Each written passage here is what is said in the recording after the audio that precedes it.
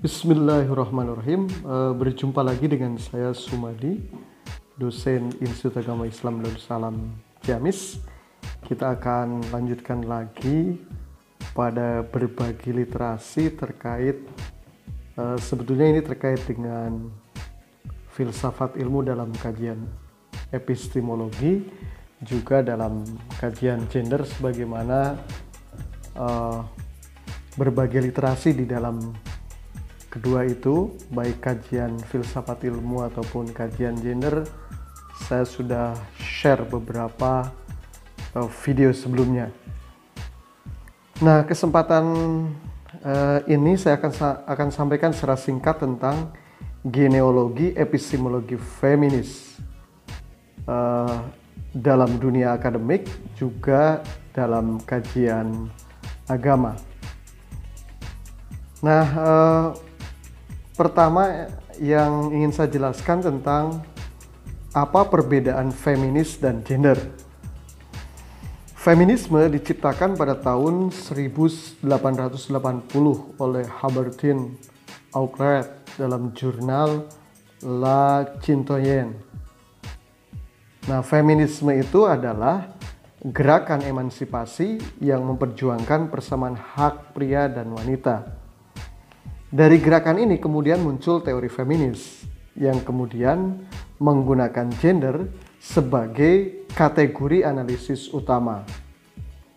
Nah, untuk melihat secara genealogis tentang epistemologi feminis dalam dunia akademik dan dalam kajian agama, kita lihat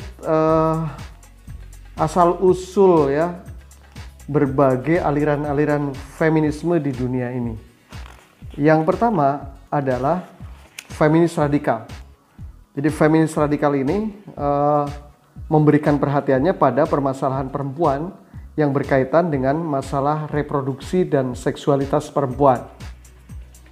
Asumsi dasarnya adalah patriarki, yaitu bentuk organisasi rumah tangga di mana ayah adalah tokoh dominan dalam rumah tangga, menguasai anggotanya, dan menguasai produksi rumah tangga.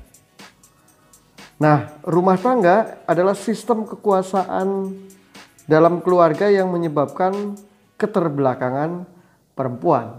Jadi sosok ayah yang dominan menguasai di dalam keluarga, menguasai tubuh perempuan dan akses-aksesnya, juga anggota keluarga, ini merupakan basis patriarkisme di dunia ini menurut feminis radikal. Kemudian yang kedua, menurut feminis liberal, penekanannya mereka adalah bahwa subordinasi perempuan itu berakar dari keterbatasan hukum dan adat yang menghalangi perempuan untuk masuk ke dalam lingkungan publik. Masyarakat beranggapan bahwa perempuan karena kondisi alamiah yang dimilikinya kurang memiliki intelektualitas dan kemampuan fisik dibandingkan dengan laki-laki. Nah, kemudian yang ketiga adalah feminis Marxis ya. Feminis Marxis berpendapat bahwa ketertinggalan yang dialami oleh perempuan bukan disebabkan oleh tindakan individu secara sengaja, tetapi akibat dari struktur sosial, politik, dan ekonomi yang erat kaitannya dengan kapitalisme. Nah, menurut kalangan Marxis, tidak mungkin perempuan dapat memperoleh kesempatan yang sama seperti laki-laki jika mereka masih tetap hidup dalam masyarakat yang berkelas. Nah, perempuan itu dianggap masyarakat kelas 2 atau second sex. Nah, itu perhatian dari feminis Marxis. Selanjutnya adalah feminis sosialis. Nah, feminis sosialis merupakan sintesa antara teori kelas Marxisme dan the personal is political dari radikal feminis. Bagi mereka bahwa penindasan perempuan itu ada di kelas manapun. Hidup dalam masyarakat yang kapitalistik bukan satu-satunya penyebab utama keterbelakangan perempuan. Oleh karena itulah, menurut teori sosialis, bahwa penindasan perempuan itu bisa terjadi di kalangan masyarakat proletar, borjuis, atau kapitalis. Jadi ada di mana-mana.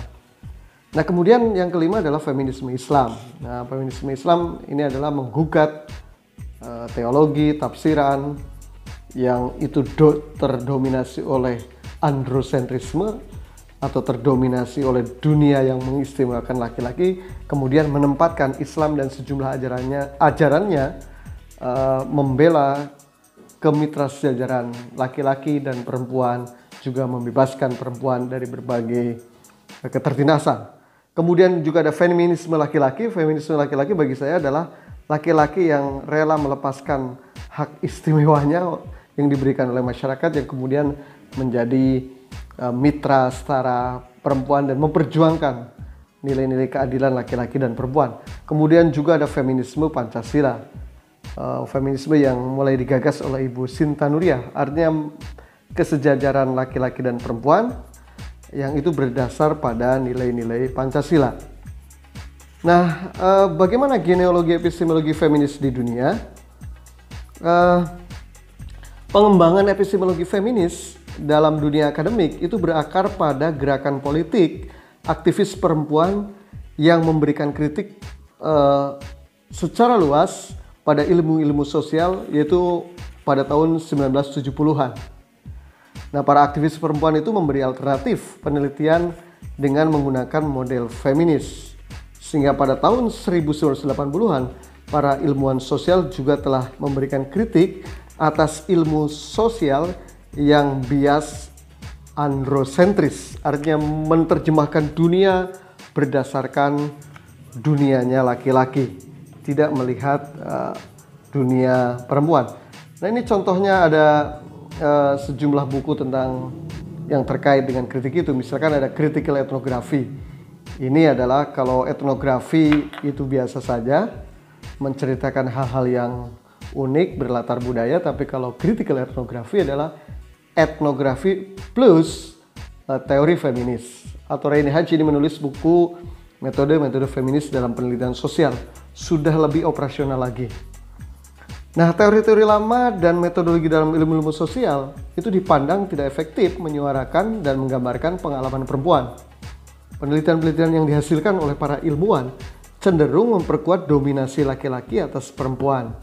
Nah, dunia akademik pada generasi awal menempatkan laki-laki dalam konstruksi ilmu pengetahuan sebagai jenis kelamin laki-laki yang superior dibanding dengan perempuan.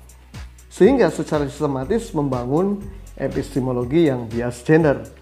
Berdasar latar belakang ini, maka dalam dunia akademik itu kemudian dikembangkan epistemologi feminis dengan tujuan untuk menciptakan epistemologi yang ramah perempuan.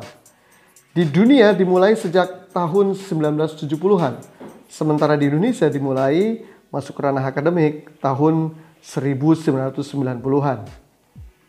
Nah, bagaimana rumusan feminis, epistemologi feminis dalam kajian agama? Kajian feminis pada agama menurut Morgan termasuk dalam perspektif kritis transformatif. Secara kritis artinya pendekatan feminis menentang pelanggengan secara historis terhadap ketidakadilan agama yang isinya adalah tafsir produk pemikiran yang menempatkan laki-laki secara eksklusif dalam berbagai bidang sosial agama.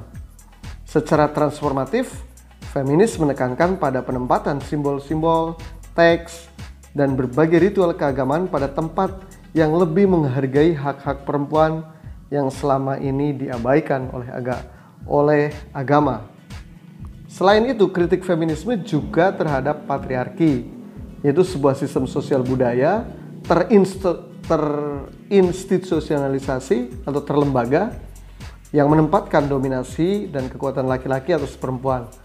Oleh karena itu, epistemologi feminis dalam kajian agama menekankan pada aspek bagaimana agar agama tidak menjadi institusi yang menindas hak-hak perempuan, yang seharusnya perempuan setara dengan laki-laki. Dan kemudian yang terakhir, bagaimana key konsep ya, atau kunci utama feminisme dalam isu atau epistemologi kajian agama. Nah, pertama gender ya, itu sebagai konstruksi sosial.